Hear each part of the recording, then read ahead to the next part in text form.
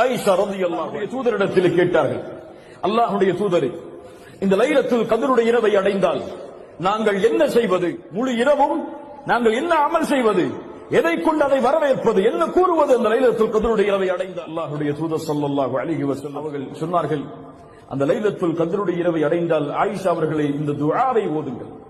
ஒரு பக்கத்திற்குள்ள துஆ அல்ல, ரெண்டு பக்கத்தை உள்ளடக்கக்கூடிய துஆ அல்ல, ஒரே வரியில் 3 வாக்கியங்களை கொண்ட துஆ. அல்லாஹும்ம இன்னக அஃபூவுன் துஹிப்புல் அஃவ ஃபஅஃபு அன்னி. யா ரப், என் இறைவனே, நீ மன்னிக்க கூடியவன், பாவங்களை நீக்க கூடியவன், பாவங்களை அழிக்க கூடியவன். இந்த இரவில் அதை நீ விரும்புகிறாய். யா அல்லாஹ், எங்களை மன்னிக்க வேண்டும் என்பதை நீ விரும்புகிறாய். ஃபஅஃபு அன்னி, எங்களை மன்னித்து விடு, எங்களுடைய பாவங்களை அழித்து விடு. நாளை மறுமையில் இந்த பாவங்களை கொண்டு எங்களை இழிவுபடுத்தி விடாதே என்று அல்லாஹ்விடத்திலே கேட்குமாறு அல்லாஹ்வுடைய தூதர் ஸல்லல்லாஹு அலைஹி வஸல்லம் தன்னுடைய மனைவிக்கு கற்றுக் கொடுத்தார்.